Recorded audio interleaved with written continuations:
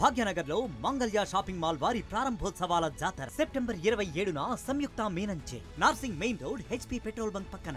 పవన్ కళ్యాణ్కి హెచ్చరిక జారీ చేస్తున్నాం. నీ ఉడత ఊపుళ్ళకి నీ చెంచాగాలని పంపించినంత మాత్రాన పేరుని నాని గాని వైఎస్ఆర్ కాంగ్రెస్ పార్టీ గాని నీ ఉడత ఊపుళ్ళకి ఊగేది లేదు, దడిసేది లేదు.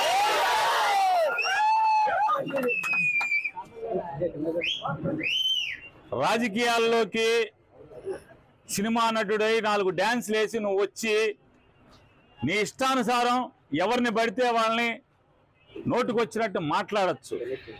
నోరుకి అదుపు లేకుండా ఏది పడితే అది మాట్లాడచ్చు. ఒక సిద్ధాంతం ఉండదు. నిన్నేమో కులం లేదంటావు, నిన్న మతం లేదంటావు, ఇవాళేమో మతాల్ని రెచ్చగొడతావు. హిందువులందరూ బయటికి రండి, అదే చర్చిలోనో మసీదులోనో ఏదైనా జరిగితే వాళ్ళందరూ రోడ్డెక్కరా, వాళ్ళకు చూసి వాళ్ళకున్న ఐకమత్యం కూడా హిందువులకు ఉండదా అని మాట్లాడుతుంటే ఈ రకంగా సమాజంని కులాల పరంగా మతాల పరంగా ఎన్నికల ముందు వరకు కులాల పరంగా రెచ్చగొట్టి ఇవాళ మతాల పరంగా రెచ్చగొట్టేటువంటి దౌర్భాగ్య నీచ రాజకీయాలు చేస్తున్నటువంటి పవన్ కళ్యాణ్ని ఎండగట్టాను. అయ్యా, గతంలో నువ్వేనా బ్యాప్టిజం తీసుకున్నావు? గతంలో నువ్వేనా బ్యాప్టిజం తీసుకున్నా అని చెప్పావు. నువ్వే కదా ఆయన, నువ్వేనా? మరి నువ్వే అయితే ఇవాళ యాషాలేంటి, డ్రామాలేంటి?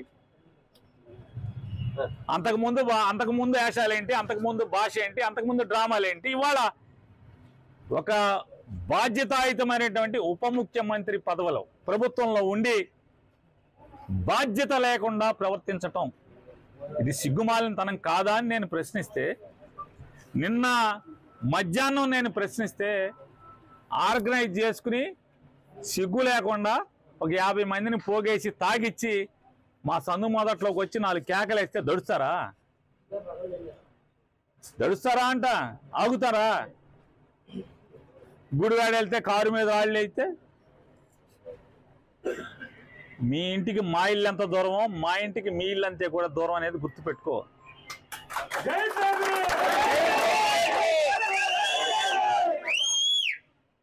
రెచ్చగొట్టి ఆర్గనైజ్ చేసి తాగిచ్చి తాగుబోతుల్ని కిరాయి రౌడీల్ని మా సందు మొదట్లో కూర్చోబెట్టి 4 అరుపులు అరిస్తే నువ్వు వాళ్ళు డౌన్ నాని అంటే ఈ మా వాళ్ళందరూ కూడా 400-500 మంది, నీ దగ్గర 50 మంది ఉంటే వాళ్ళు 400-500 మంది చేరారు, డౌన్ పవన్ కళ్యాణ్ అన్నారు. సిగ్గుపోయింది నీకే కదా. మా ఇంటికి వచ్చి మాతో తిట్లు తిన్నది నువ్వే కదా. నువ్వు డౌన్ ఒకసారి అంటే మా వాళ్ళు 100 సార్లు అంటారు డౌన్ అని. చేస్తే ఆగుతావా? బెదిరింపులు, ఇంటి ముందు దిష్టి బొమ్మ తీసుకొస్తే నేను కాషాయ బట్టలు వేసి 100 దిష్టి బొమ్మలు తగలబెట్టను.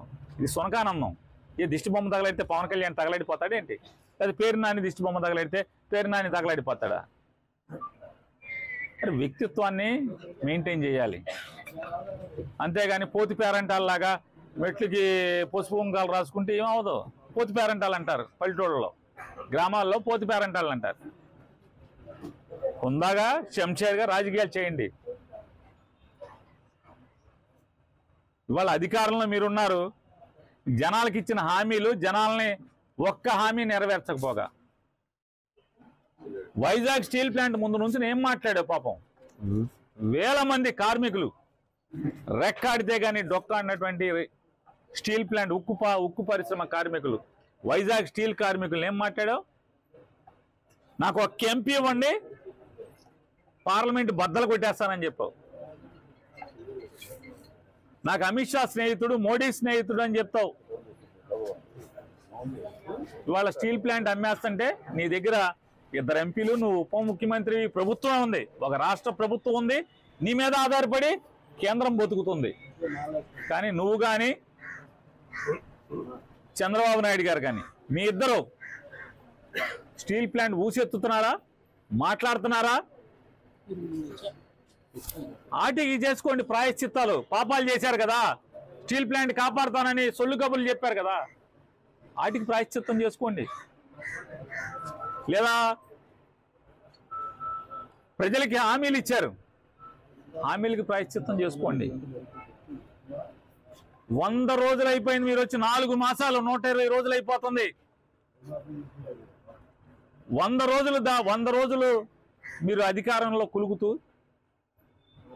పవన్ కళ్యాణ్ గారు ఎన్నికల ముందు చెప్పారు, నేను గెలిచిన 24 గంటల్లో సుగాలి ప్రీతి చావు మీద, లేదా అమ్మాయి కనపడలేదో చచ్చిపోయిందో, అమ్మాయి మనిషి కనపడతలేదు, ఎఫ్ఐఆర్ కేసు కట్టిస్తానన్నారు. 100 రోజులైంది, ఏది సుగాలి ప్రీతి కేసు ఏమైంది? 2014 నుంచి 19 మధ్య చంద్రబాబు నాయుడు గారి యొక్క ప్రభుత్వంలో 2017లో సుగాలి ప్రీతి మాయమైతే, ఆ అమ్మాయి అదృశ్యమైతే, ఆ తల్లి ఆ రోజు 2017లో నీ ప్రభుత్వం ఉన్నప్పుడు అదృశ్యమైతే కన్నీరు మున్నీరుగా రోధిస్తుంటే, జగన్మోహన్ రెడ్డి గారు ప్రభుత్వం ఉన్నప్పుడు డ్రామాలు చేసి ఎన్నికల్లో సుగాలి ప్రీతి కేసు ఎఫ్ఐఆర్ కట్టిస్తానని చెప్పిన పవన్ కళ్యాణ్ గారు ఉప ముఖ్యమంత్రిలో పదవిలో కులుగుతూనే సరిపోతుంది తప్పితే సుగాలి ప్రీతి కేసు ఏమైంది? 30,000 మంది ఆడపిల్లల్ని ఇంటికి తెస్తా అన్నారు. ఏ ఆడపిల్లని తీసుకొచ్చి ఎవరికి అప్పచెప్పారు? మచిలీపట్నం పోలీసులకు కూడా హెచ్చరిక చేస్తున్నాం, ఈ రకమైనటువంటి తప్పుడు ఉద్యోగం మీరు చేయటం మొదలు పెడితే ఖచ్చితంగా బందర్లో హింసా రాజకీయాలు మొదలవుతాయి. పిల్లిని కూడా గదిలో పెట్టి కొడితే తిరగబడి ఒళ్ళంతా పీకుతుంది.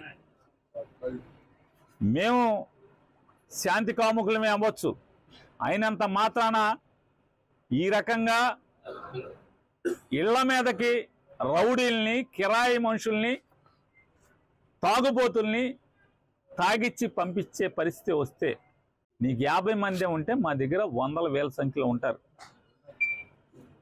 పోలీసుకు కూడా చెప్తున్నాం, ఈ రకమైనటువంటి సంస్కృతే మీరు పెంచి పోషించి 50 మందిని తీసుకొచ్చి మీరు వెనకాలే పరిగెత్తుకొచ్చి, వాళ్ళని పంపించి వెనకాలే మీరు పరిగెత్తుకొచ్చి, వాళ్ళనేమి మేము కొట్టకుండా మీరు కాపాడినంత మాత్రాన్ని ఎన్నాళ్ళు జరుగుతుంది ఇది? మీరు పోలీసులు కనుక కాకి ఉద్యోగం చేయకపోతే బందర్లో ఏం జరిగేది జరుగుతుంది, దడవాల్సిన పని లేదు. ఏమవుద్ది అంటున్నా? తప్పుడు రాజకీయాలు కట్టిపెట్టమని చెప్పని పవన్ కళ్యాణ్కి హెచ్చరిక జారీ చేస్తున్నాం. ఎవడు దడిచేవాడు లేడు. ఖచ్చితంగా నీ తప్పుడు రాజకీయాలని, నీ డ్రామాలని, రాజకీయ డ్రామాలని, మొన్నదాకా కులం ఏంటి మతం ఏంటి అని చెప్పి మాట్లాడినవాడు ఇవాళ కాషాయ బట్టలు, కులం అయిపోయింది కాషాయ బట్టలు. దేనికి కాషాయ బట్టలు? ఎవరిని మోసాలు?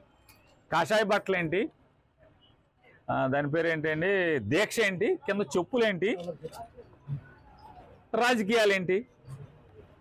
ఈ సినిమా షూటింగ్లు మళ్ళీ ఈ కాషాయ బట్టలు పీకేసి లోపలేమో అమ్మాయిలతో డ్యాన్స్ చేసి షూటింగ్ చేసి రావటం ఏంటి? ఎవడు కొట్టాడు ఇవన్నీ కూడా?